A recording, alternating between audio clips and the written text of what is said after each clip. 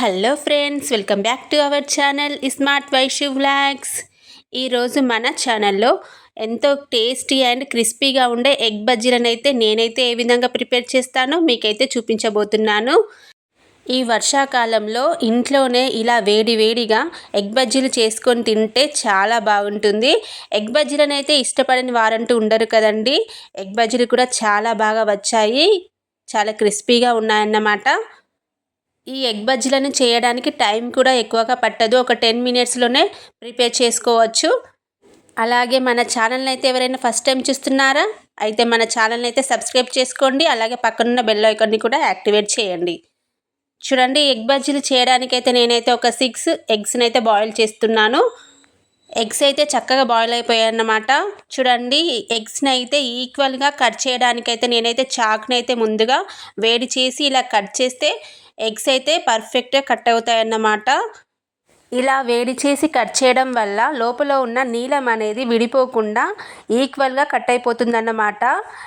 మీకు ఈ టిప్ నచ్చినట్లయితే ఫాలో అవ్వండి. నేను ఎప్పుడు చేసినా కానీ ఈ విధంగానే కట్ చేస్తాను.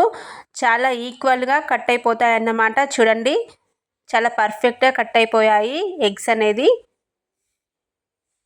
మిగతా అన్నింటినీ కూడా సేమ్ ప్రాసెస్లో అయితే కట్ చేసుకోవాలి.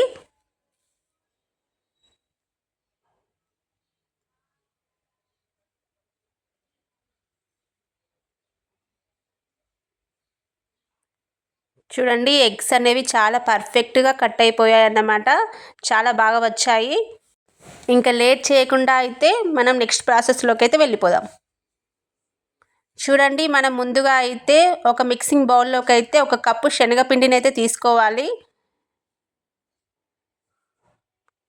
నెక్స్ట్ వచ్చేసి అల్లం వెల్లుల్లి పేస్ట్ అండి. అల్లం పేస్ట్ కూడా వేసుకోవాలి.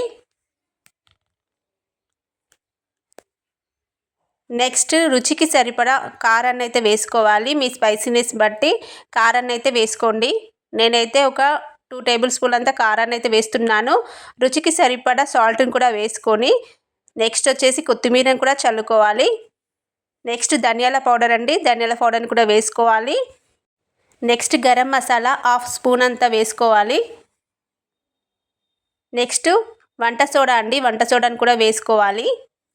వీటన్నిటిని చక్కగా మిక్స్ అయ్యేటట్టు కలుపుకోవాలి.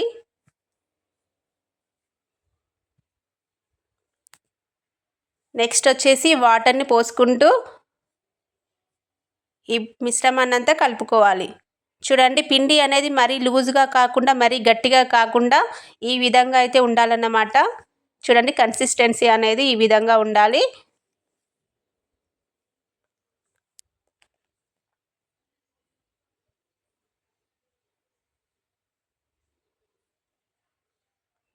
చూడండి, ఎగ్ని తీసుకొని నేనైతే స్పూన్తోనే వేస్తున్నాను అన్నమాట.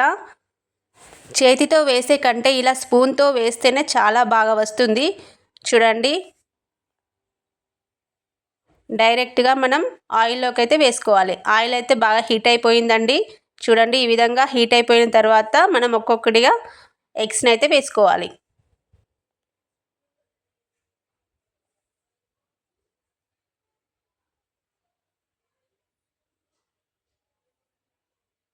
చూడండి, ఎగ్ బజ్జీ అనేది మంచి కలర్లోకి వచ్చిన తర్వాత టిష్యూ పరిచిన ప్లేట్లోకి అయితే వేసుకోవాలి.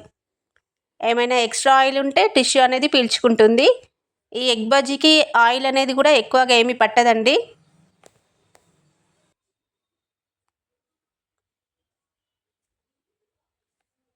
మిగతా అన్ని ఎగ్స్ని కూడా ఈ విధంగానే డీప్ ఫ్రై అయితే చేసుకోవాలి.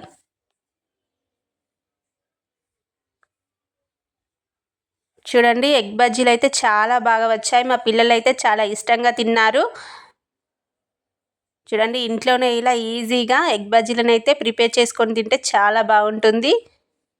మనం అచ్చంగా బయట కొన్నట్లే ఉంటుందండి ఎగ్ బజ్జీలు అయితే.